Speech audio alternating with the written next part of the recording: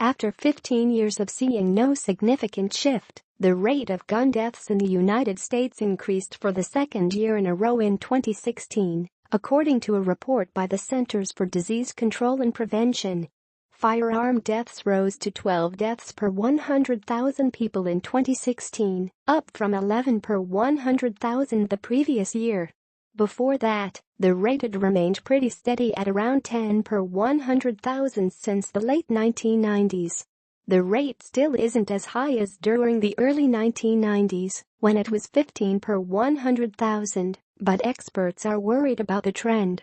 The fact that we are seeing increases in the firearm-related deaths after a long period where it has been stable is concerning. Bob Anderson, head of the Mortality Statistics branch at the Health Statistics Center, told the New York Times.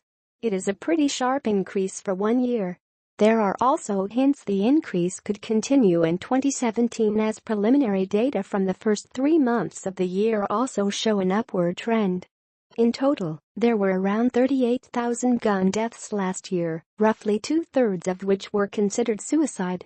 The suicide numbers had been increasing for the last decade, but those numbers balanced out because gun-related homicides were decreasing.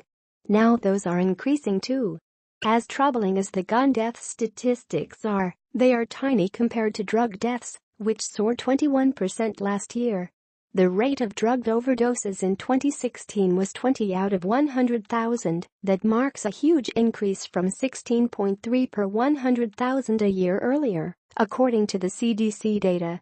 That, of course, still doesn't come close to the death rate for cancer, 185 per 100,000, and heart disease, 196 per 100,000.